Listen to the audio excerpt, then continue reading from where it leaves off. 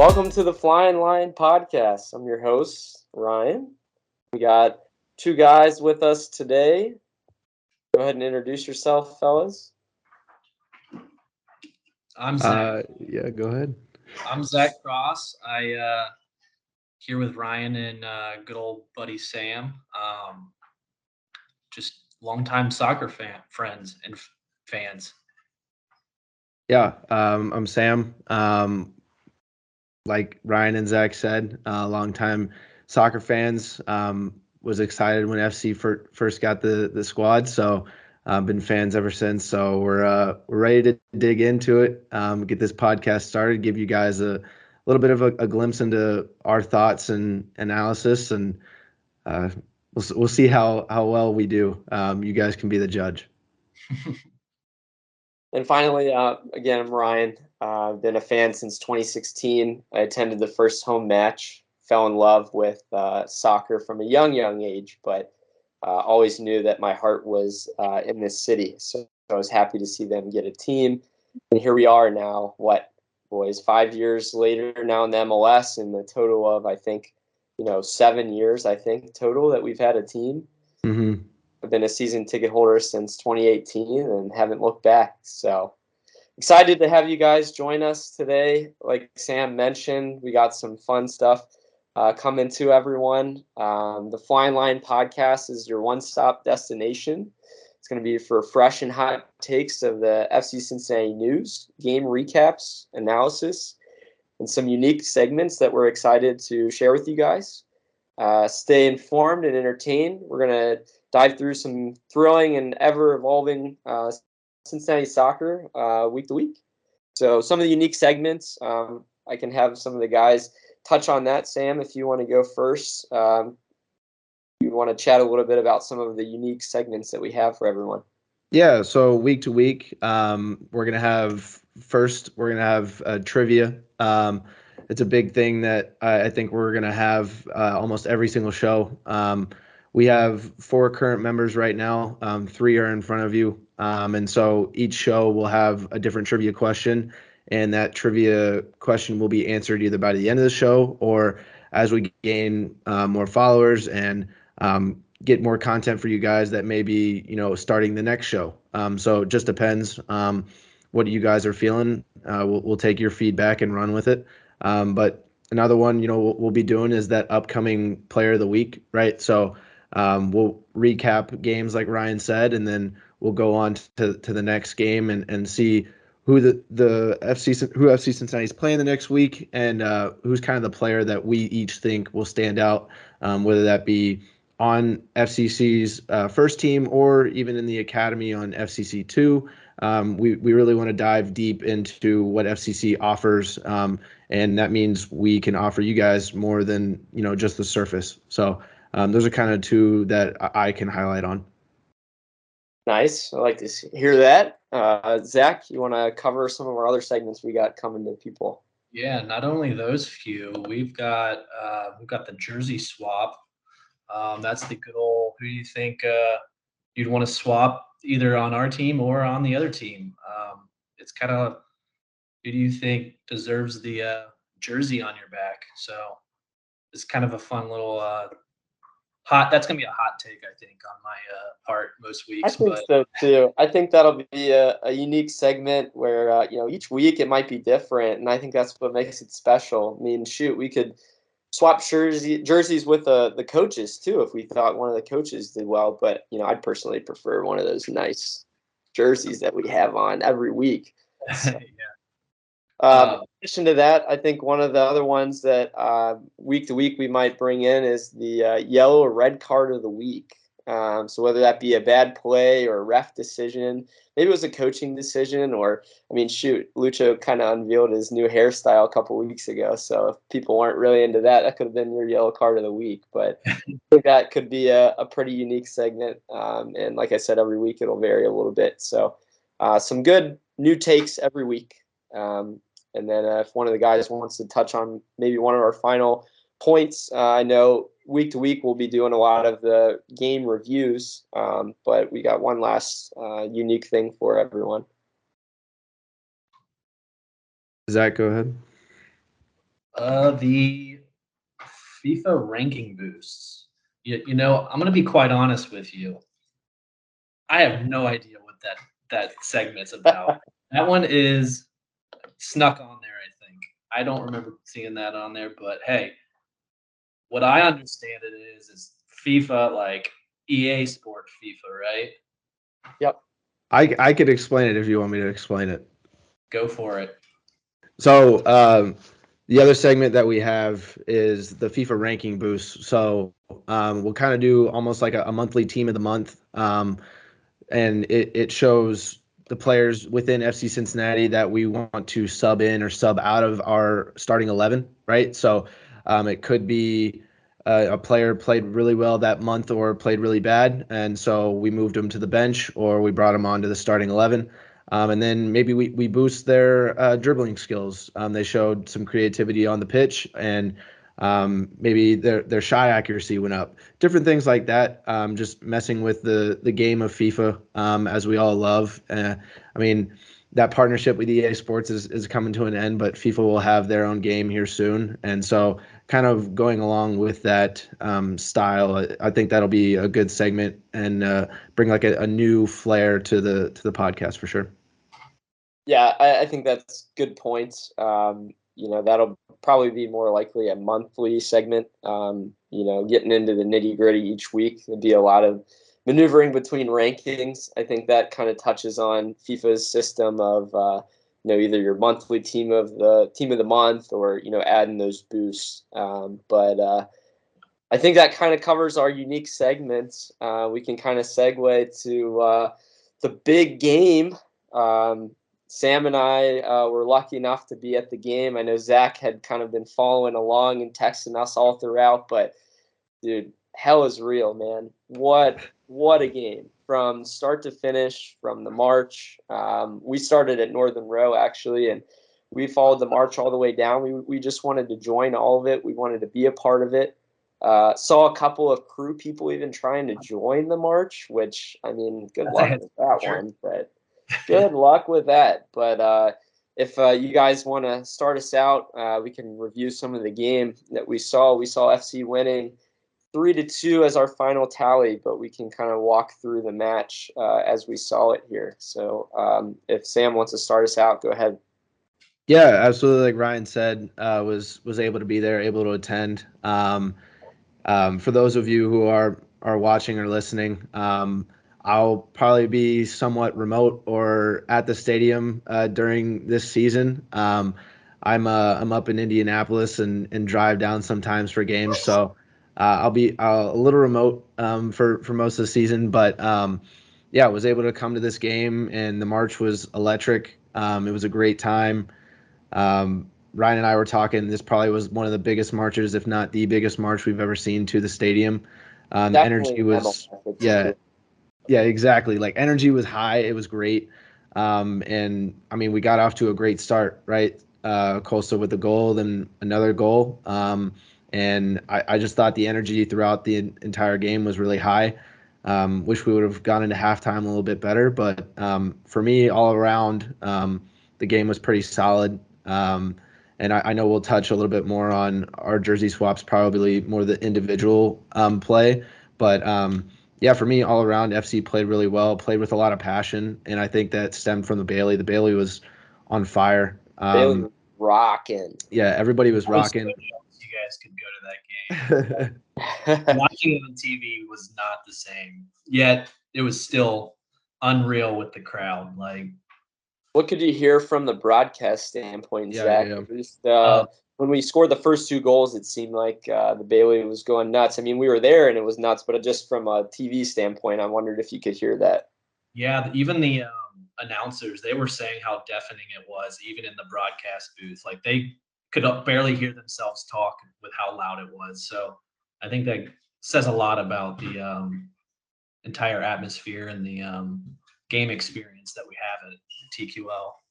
I think that was, one of the points that I would have thought too is, you see a lot of times in the Bailey in the corners, they fill in the last. But I was telling Sam, we scored our first goal and then, quickly having a second like that.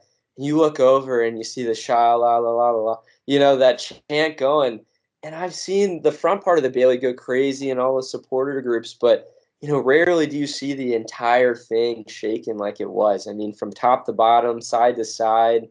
I think the atmosphere definitely, obviously in the Hell is Real match, a derby match, that's what you want. But it kind of shut up that Columbus small contingent up in the corner there. We were Yeah. talking that there wasn't quite as many, as in years past. So Yeah, I was gonna say, could you even hear the Columbus crew in that little corner? Not at Like, all. were they just a speck of sand in the entire stadium? Yeah, it felt like it for sure. Most of the game, we were, looking over towards the corner, like putting our hand up to the ear, right? Like, we can't really hear you guys. Like, I'm sorry, it's deafening.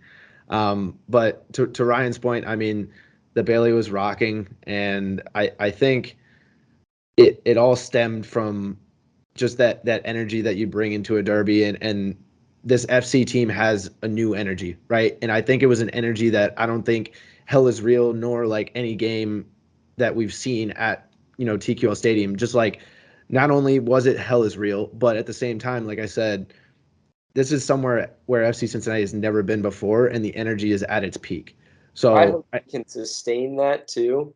I yeah, think I was about to that's say, a like, new level. If that can stay every that single way, game. you're at a supporter shield level fan base and Yeah, team quality, like from the team. I mean, if you Ryan, sustain that, that's amazing.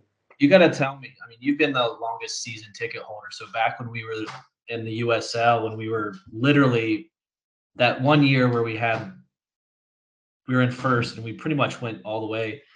We lost, unfortunately, in the Open Cup pretty early, Right. but we had an amazing regular season. And I don't know if that even compares to that just from what we've witnessed so far. I think that that's a good point for the season in general. I know, and just reviewing this game alone, I found myself more elated by this game and almost relieved than any other game in the past. Like, just because of, we had been so good before, and then you have a couple of years that are down, and all of a sudden, we're this juggernaut of a team. And when might not look like it, if you see the score sheet, but you ask anyone, I mean, we in most games look like we're, going to come out with the win, but you take on your rivals that, unfortunately we haven't been able to conquer as consistently, and you do this in this fashion at home and with that crowd, and you get, other fans, you get Reds fans, you get Bengals fans around the city that are, oh man, I need to go to these games, and that just builds interest.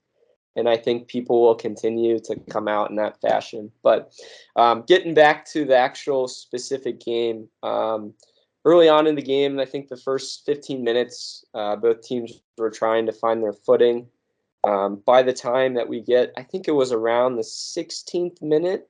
You guys can maybe correct me on that if I'm wrong, but we get a ball down the sideline for Baji, takes it to the end line, and plays it across perfectly to, in my opinion, something that Brandon Vasquez doesn't get a lot of credit on, but gets himself in a great position to actually be able to possibly score that.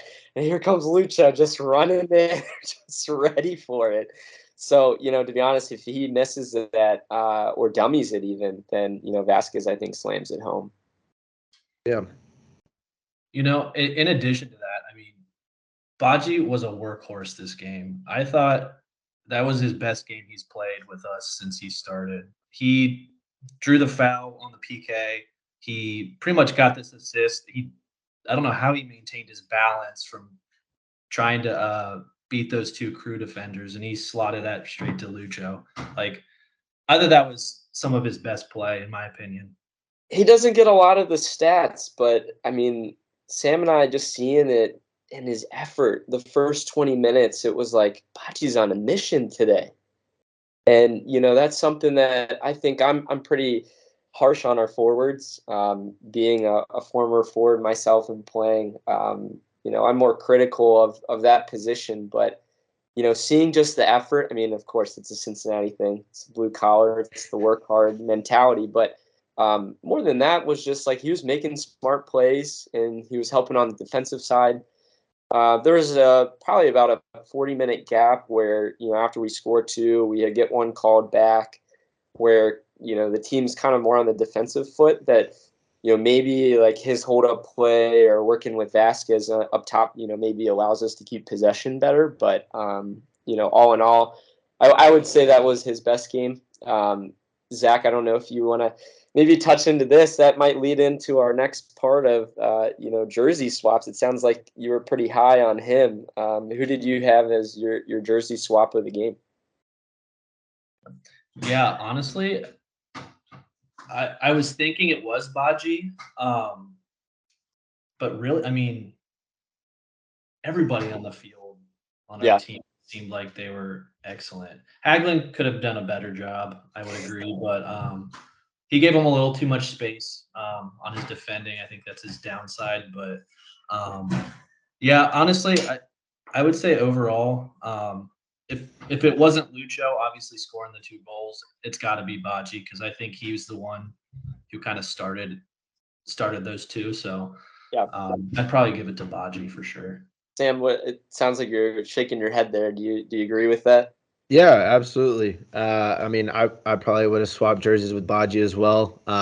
But from that standpoint, like you guys had said, I mean, he's got the assist. Had 92.9% pass accuracy from a striker, right? So the man was moving the ball. You could clearly see that he was putting in the effort.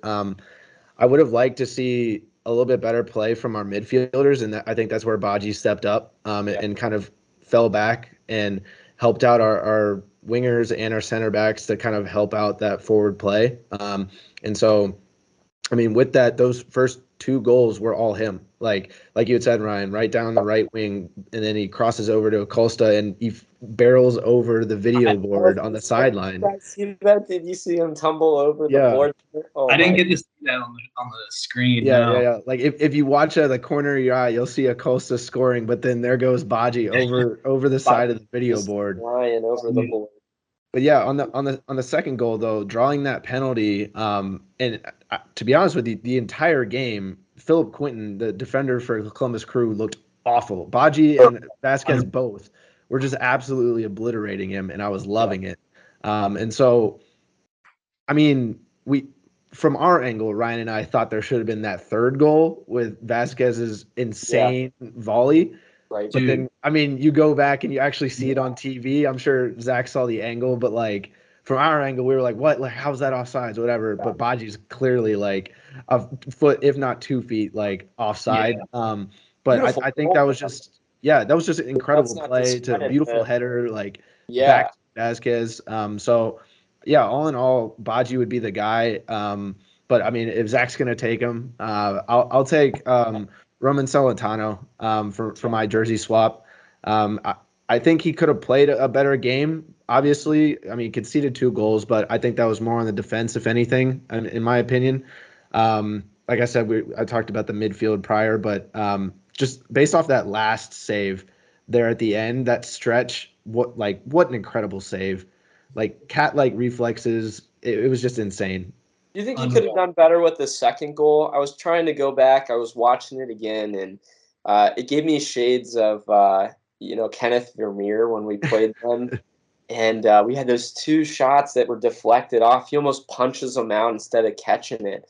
And I thought the same thing. I go back and look. It looks like it hits off his chest. Yeah. Our defender's a step slow to kind of cover that on the rebound. But is that the same one that was that Cucho who ripped it really hard? Cucho has a quick shot. I mean, that's a tough one. I mean, for him to even get something on that is impressive, I think. So right, and I think it was just a poaching goal from Zella Ryan. He was at the right place at the right time, and I don't think you could. I don't think you can really judge where that ball's coming off with that speed. Yeah, I wanted to say my jersey swap was is Lucha. Big shocker there, but I touched on it earlier. I was more of a forward, but I played attacking mid. So not only would I share a similar kind of position, but we have a similar height, so probably more likely to have the same jersey as the guy too, which would make sense. But I mean, let's talk about heart.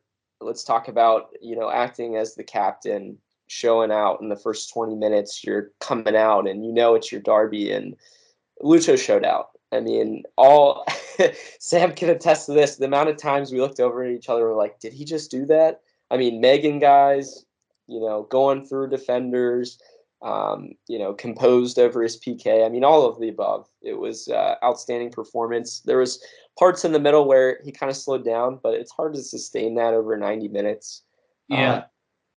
I also, on top of that, his defensive work rate this game was him coming back. I think he won feels like a couple dozen balls coming just back on defense from behind, and that turned our attack around immediately. Well, I mean, yeah, I mean that third goal was him, right? Yeah. Is handling that pressure, putting that pressure on the Columbus Crew goalkeeper and making them make mistakes. And I think, to your credit, Zach, I mean, Acosta's pressure was insane. I mean, obviously we've watched him for how many seasons now? Like, he's gonna take breaks, right? But when he turns it on, like, his pressure is phenomenal. And I think the other thing too about it, like, I feel like when we're up or tied, maybe not so much when we're losing. I think he's a little bit too clumsy and reckless when we're losing because he's got a little bit of fire in him. But he seems to be very careful, and the tackles that he does when we're tied or winning, I feel like obviously I hope it's better, but like I feel like that's a good correlation of like his attacking ability or his tackling ability, being able to when they're winning, not be reckless, don't go in, slide tackle, whatever, but he's very cool, calm, and collected. I think that that's a great point. It just reminded me too, when you say like to be kind of calm, cool, collected, like you kind of have a secondary captain in Matt Miazga. Mm-hmm. So in the times where Lucha's kind of fallen off and he's kind of in his head about things, like you have Miazga there in the back line yelling at people, yelling at Cucho. I don't know if you saw in the first half, Yeah. Cucho goes down and he's all upset and he goes over to the ref and the ref puts his arm on him and Kuchar's like, get off of me. And that's all Miazga getting in his head. I think that the dude has just been phenomenal as a leader, the unsung hero in some aspects. Maybe some people don't think that, but I think that his leadership in the back has, obviously done wonders for us. But I think that was a good point to make by the end. Even when we go tied, we're up 2-0. They get two back, unfortunately. The first person I look down to the field and see, it's both Acosta and Miazga hyping everyone up. Like, look, guys, we were up 2-0. Let's go get another one. We've been here before. Mm-hmm. And that's what's different for this year's team than last. Yeah. I think last year's team would have just been composed, and we're not as much composed, but more complacent, I think, is the word I'm looking for there. And maybe depth has something to do with that too. Maybe we can get into. They bring Kubo in, and within a minute, Yeah, put a goal in. phenomenal. So I think that the subs and some of the people we can bring in adds to the team later on in the game that maybe other teams don't have. We were looking at their subs in the later part of the games, and we're like number 55 and number 77, and Sam's like, who are all those guys? And they're all a lot of the academy players. Their two team last year won the league, so they're bringing a lot of those guys up. But that's great, and they've been good at that level. But you're bringing Kubo in off the bench for us. You're bringing Pinto in, who's now got good experience, and Gulo.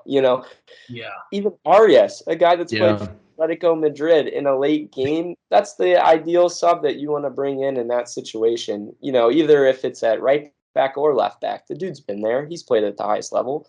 So I think we've raised the ceiling in our team, and that's the difference. Now let's see in the summer, obviously what we can do with that and continue to add. But I think that the bench definitely helped us this game. Yeah, absolutely. So maybe we can touch a little bit into our, yellow or red cards of the week. That'll kind of bring us to Sam. I think can give us his yellow card of the week here. He was telling me about it earlier, so go ahead, Sam. Yeah, I mean, Zach had mentioned he might have some hot takes for his yellow red card of the week for future episodes, but I mean, this I don't know if it's such a hot take for this one from me, but I'm gonna give a yellow card to the FC Cincinnati tifo for this game. Um, like it was good, it was fine, but it could have been a lot better. I just I don't understand. It seems like every time we put up a tifo, there's always a struggle. Like there's never a smooth rigging of the It's a tough tifo. system. Yeah. And Can I ask you? You couldn't see it on the stream. They for some reason at halftime and like before the game during the anthem, it was like the camera was like showing the entire stadium from a distance, so you couldn't see anything. So yeah, explain a little. I didn't see Yeah, the yeah, team. yeah. So the tifo was obviously like a lion head with wings, right? And then on one side it had abandon all hope, and then the other side had all crew enter here. So I just thought like the wording was a little generic. Like I just thought they could have done a lot more with it. And that may just be me comparing what we saw from Austin FC this past weekend with the giant yeah, Groot tifo. Young Root is pretty Like good. I feel like we can do that. But I will add, Sam, yeah, pre-game, we had some insider information.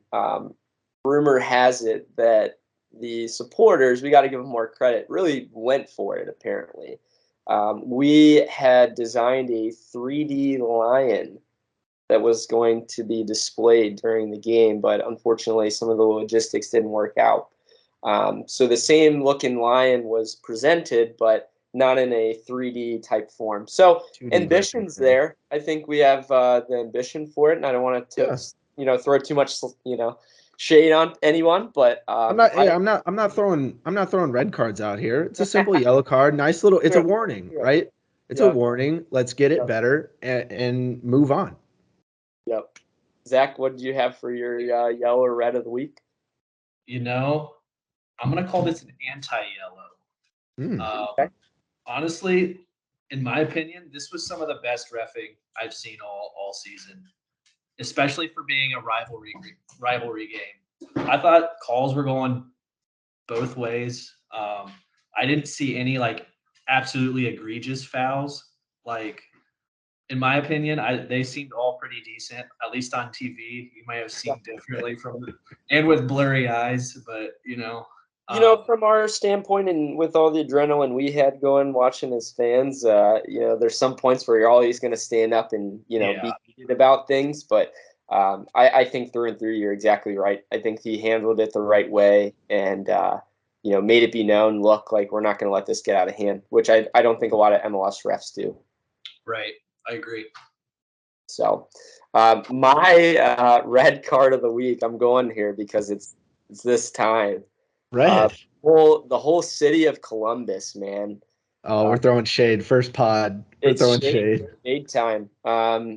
We we see a lot on Twitter. We see a lot of passionate fans, but um, you're coping, guys. Come on. I mean, after you lose in that fashion, like they're like, oh, it could have been this 2-2 game, and you guys barely snuck it out. I'm like, did you guys watch the game? I mean, we had great opportunities up and down the field. Like, yeah, you guys had possession. I mean, the possession was there for you, but I felt like it was pretty handy.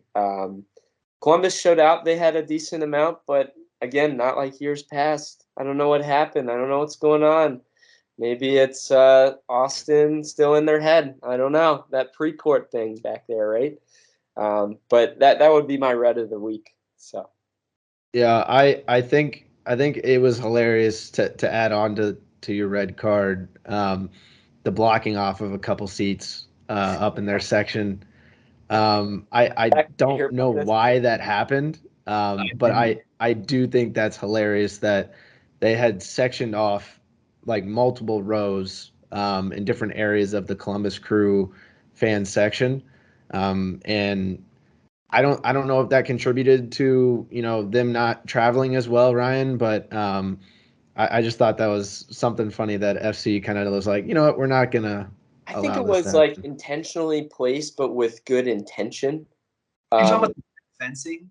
yeah, they had the fencing up on the seats. Yeah, okay. So Yeah, they yeah. blocked it to kind of like separate them more. I think so, and maybe they had people that had bought tickets and they wanted to create a little bit of a divide. But last year, a lot of the Columbus fans were right on the first row, and there was a lot of things that were thrown. There was a lot of beverages that were poured. Oh yeah. So maybe that had something to do with it. Let's just say that. Let's just say, hey, we're just trying to Classless. protect our fans, but classless. Exactly, Yeah. exactly. Um, but yeah, I think that was pretty funny. I would agree, Sam. Zach, did your brother happen to watch? I know he is a Columbus resident. I didn't ask him. I should Yeah, have. yeah. He's all high on Newcastle right now, so he's probably want nothing to do with Columbus. Maybe we can convert him. I did see there was this gentleman on Twitter that was a little bit salty about our Bailey. He was calling out the Nordecki after the game and saying, "Why can't we create something like this?" Which Oh man. is kind of funny to me that they're even like, you know what? We acknowledge that this is pretty amazing. Um, and I felt like that. I went to Hell is Real about I think 2 years ago, 2021. I went and nice stadium, kind of bland from the outside. Nordecki's got a good contingent, but it was just a mixture. I don't think everyone's really as into the game there. I had a lot of casual fans around me, which is fine, which is good. But in a Derby game, man, I want all my people there. I want all my diehards. I want everyone into the game, and our section was into it. I had a lady that was in front of us that her friend was asking, like, teach me the chants. I mean, that's what I love to Yeah. see, Oh, is that's just awesome. heart like that. And of course, she's sitting right behind some Crew fans, so I wanted her to chant as loud as she could too. But I thought that was pretty cool.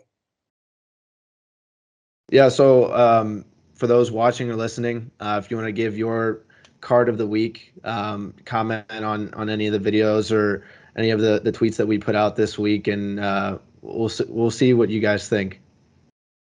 Yeah, I think any and all comments. We're just starting off this podcast, so we're building interest here, trying to come out with some unique segments to get you guys interested. Tying into that, I'll present to you too, because you guys have not formally, I think, heard this one, but our trivia of the week. We'll start with our first one here. So, gentlemen, who holds the goal scoring record for FC Cincinnati in our MLS history? Go ahead, either Zach or Sam. I'll let you guys think about that for a minute. We've had a couple years. Cue the Jeopardy music. Yeah, cue the Jeopardy music. Oh man. All right, I've got my answer locked in. Zach? We'll wait for Zach. Yeah, we'll just fire away. All right, let's hear it, boys. So I'm gonna give some reasoning before I give my answer. This guy kind of started off slow with FC Cincinnati. Was a huge signing. I don't think he did as much for us as we thought he would. The second season, he absolutely lit it up. Almost had, I think, he was top 3, top 4 in goals scored in the league. My guess is the man who's leaving the club here this summer. I'm going to go with Brenner. All right, we got a Brenner answer. Zach, let's hear it. Sam, I was gonna say the same thing, but Uh-oh. I have a feeling last year, I mean, he scored how many hat tricks? Like He had a lot. that you really rack up goals doing that. So He had a lot. just to be different, I'm gonna go with we'll go with Lucho because he's consistent. All right, we have Sam with Brenner and Zach with Lucho. I'll have you guys go ahead and comment if you would like. By the end of the show here, we're going to give you the answer, but you guys can think about who is our goal scoring record player for FC Cincinnati in just the MLS history. In USL history, I think we can all agree who our top person would likely be as a goal scorer. Can you gentlemen think about who that might be? Koenig? Going off my head here, but I'm pretty sure it's Ledesma.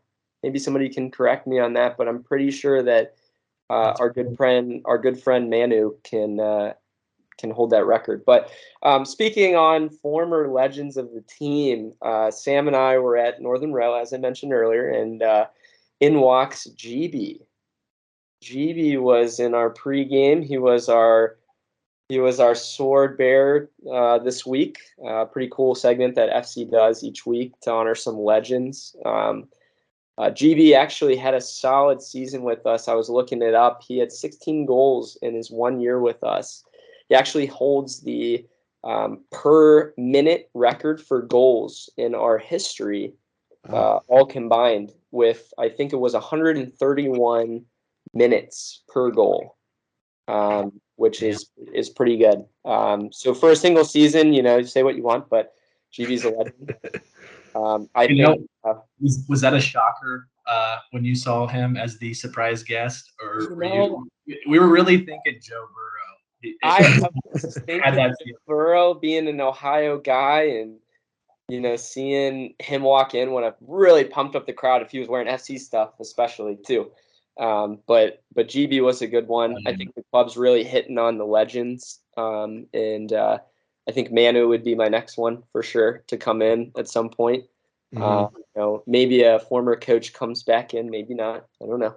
We'll see. I feel like you have to save Manu for the next Hell is Real, though. Like, he's that big of a player, Yeah, I agree. Hall of Famers, basically. Yeah, build a statue for the man. I think that's the next part in our club's history is getting a Hall of Fame. Let's start up a former legends, system, a Hall of Fame or some sort of thing. But that's another discussion for another day. So maybe we can segment now over to our upcoming week. I think if you guys want to add anything else to the game before we move over to that part, I really thought that we held it out. The last several minutes were a little bit nervy, but I always had some faith in the end in our defense, and like Sam had mentioned earlier, Roman making a big save. I'd never seen a crowd stay as long as they did after. We were around for probably 15, 20 minutes, and everyone in the Bailey was in there. The whole team was going around the pitch and waving at everyone, which sometimes you get a decent amount, but everyone was all together. So I think they really understood the importance. So Ryan's so one key piece to kind of cap off the analysis of the Hell is Real game. As all the players were clapping up the fans going around, Ryan's jersey swap, Mr. Lucho Acosta, was out there with his kids, and it was hilarious. And he was waving his jersey around like a towel. He was just getting into it with the fans, and a couple of times he was going around the outside, and he was going, "This is my city. This is my city." Whoa. There's some big words. Hopefully a contract is coming by.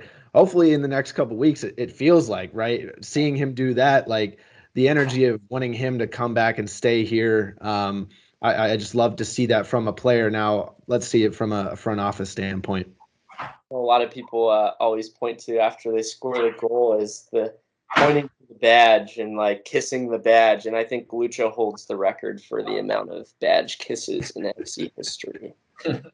So that'd be a great stat. In our upcoming week here, we got a game tomorrow, gents. We're playing in the U.S. Open Cup.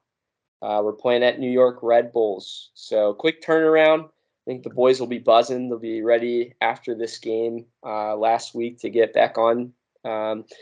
I personally think we're going to have a good starting lineup, probably a little bit of a mixture of some starters from this past week, maybe get Arias to come in and start. But let's hear it from you guys. Who do you guys think is going to start? Or if you guys want to just do a quick little recap, or not recap, or preview, sorry, of the upcoming game. Either one of you guys can start. Go ahead, Sam. Since it is just an Open Cup game, I'll probably skip the preview for that, especially since it's against an opponent that we played pretty actually soon, or I guess a couple days, if not weeks ago, in Montreal, and gave them a 3-0 thrashing, and probably played one of the best games that we've seen out of FC Cincinnati from, attack all the way to defense. Everything just looked really good and cohesive. But my upcoming player to watch is going to be Ian Murphy. He had started the Open Cup game as well as the last game that we played. And so against NYCFC and then against Montreal. And I think that Montreal game, he just had so much confidence, so much grit. I think the middle of the week game against Montreal was an MLS game. I'm pretty sure it was. No, yeah, I'm talking about the NYCFC game. He did start both of those, yeah. And I think that's a good point. Yeah. So the Montreal game, I think he had ground duels, aerial duels, like everything was he was getting right. I thought he played really well next to Miazga. But the other reason that I'm choosing Ian Murphy is because of Miazga and Mosquera and I think in Nwobodo as well all have had yellow cards that game. So my thinking is, they might be watching that back line. Maybe Mosquera takes a break because I know the game before Hell is Real, he took the game off against Montreal. So maybe they do a similar thing, but kind of watching that match ban. But that's why I'm going with Ian Murphy. Nice. Yeah, I was gonna say that's a good one to look at too, because I just think he's got so much growth, and I feel like if he just gets more minutes playing next to both Miazga and Mosquera, I think he'll be a long-time keeper, I feel like, with us in the future. So hopefully we can get a good sell on him with him. But for me, I would say I really want to see some minutes from Angulo this game. So I guess let me backtrack a little. So there was a stat that they said during the Columbus Crew game that they were saying that FC Cincinnati's been unbeaten in the last 13 matches when leading at the half. So I think if we just get a goal or two in the first half, I think we can sustain it and keep it through to the end. So yeah. I think we've just put our attack on early. Maybe Angulo doesn't start, but Lucho probably starts for a few minutes, maybe for one half maybe, and then Angulo comes in and finishes it off. I think that would be a fun game to watch with him. Yeah, good shouts from you both. I think both are going to play solid minutes and pretty instrumental in our growth as a team, having Open Cup games that are meaningful. We're in the final 16 now, and if we were going to go for the Cup, which is a good opportunity for CCL, getting those guys minutes in meaningful games like this is big. I think that playing New York right now in their stage, they're coming off of beating a few teams. They had a derby win. I'm pretty sure they won this past weekend as well. I don't really follow the Red Bulls too much, but they got rid of their coach a few weeks ago and they haven't looked back. I think they've won 3 or 4 straight now. So interesting to see if they rotate or if the new coach comes in and says, hey, I want to get some of my solid starters minutes under my system. And that will be interesting to see. I think they had also played a couple of home games in a row now. So having this as a home game for them, which, let's be honest, a home game in New York is not really anything. Their attendance is not the greatest, but I think that my player to look out for is going to be Kubo. I think that Vasquez gets the night off, especially with a Saturday game coming up this weekend. I think Kubo plays up top again, where we've seen him kind of as a withdrawn striker, but somebody that drives and can create, takes pressure a little bit off of Lucho. Maybe he's even a Lucho in this game. Like Zach was saying, maybe Lucho starts some. We're not really sure, but Kubo's going to bring some good energy. It's going to get him some good minutes. He was coming off an injury, 3 weeks or 4 weeks ago now. So he's been a sub mainly. I think he got a start in his last Open Cup game, but I think Kubo's going to have a blowout game. I'm waiting for it. So real quick score predictions for the U.S. U.S. Open Cup game on Tuesday. I'll go. Yeah, I'll go ahead and I'll say 2-1 FC Cincinnati. I think Red Bulls gets a goal first, and then FC Cincinnati makes the right adjustments in the second half or later on in the game and scores 2 more. Yeah, I think with Red Bulls not having a great regular season, I think they're going to really try on this game just because it's round of 16. So there's only 4 games I think left. So I think they're going to try to pull out all the stops, play their starters. So I'm excited to see that, and I think it'll probably be a 2-1 us FCC. All right, so we have 2-1s around, I think, for both of you guys. I'm going to keep with the trend of our recent games, maybe a little earlier in the season, but I'm going to go 1-0.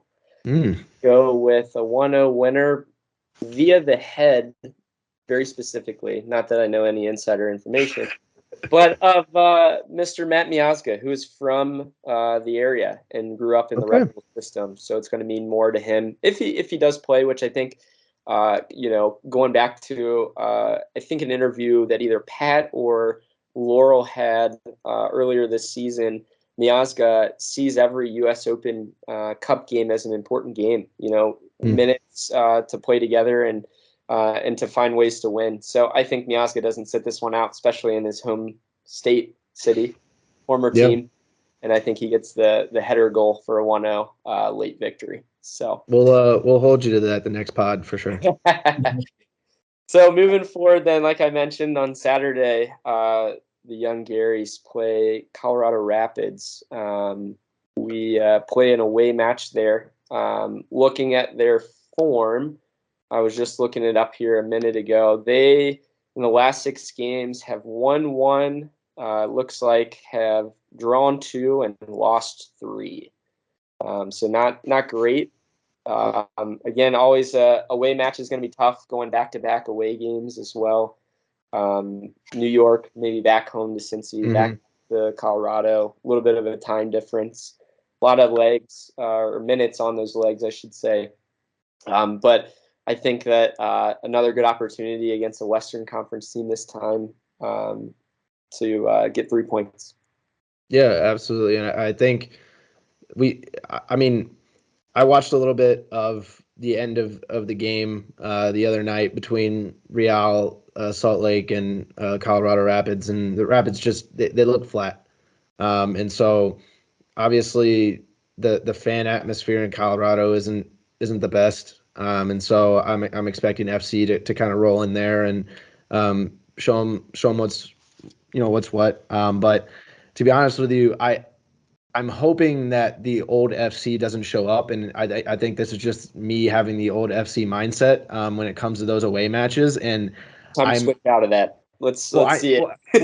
I'm looking at like this is almost like a trap game. And if we get a draw out of this, like say we go down early and we get a draw, like that's fine, but we're the best team in the MLS right now. Like we can't settle for that. Like we have to continue to roll, kind of like what Ryan said with the Open Cup games in Miazga. Like we have to treat every game like it's the final. Like you can't let up during this MLS season and expect yourself to be at the top, when it comes playoff time, right?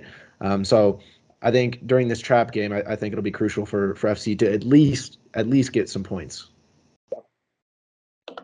I agree. I was going to say, they're coming off how many straight games, or how many games in like 3 weeks? It's been a lot. I think everybody's legs are tired. Maybe not Rapids because, I think they're third from the bottom on the supporter shield. So like you said, I want to say that they're going to this needs to be a blowout, but given the circumstances and heavy legs, I won't be happy with the draw, but I might have to settle for a draw. It might be just one of those weeks where weekend games where you just a draw is a win in this point.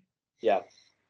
Yeah, I think that's Pat's mentality is, MLS standard of point on the road, 3 points at home. We built a fortress at TQL, and, continuing that I think isn't going to be hopefully a problem. But I see the Colorado game as an opportunity. We play 9, I think, away games coming up and only like one home match. We only have like one home game in June or something crazy like that. We play, some decent teams in June, but like you said, Zach, a weaker Rapids team in terms of where they are in the standings. Like, let's take advantage of this no matter where we're at, no matter tired legs or not. Like, let's keep pushing. We know we're going to get some guys coming in the summer, so why not push this early and really go for it? I think Pat's been that way all year. He's done a great job at, game management. And personnel-wise. So I think we have a good shot in that game. Finally here, I just wanted to touch on our trivia question and answer.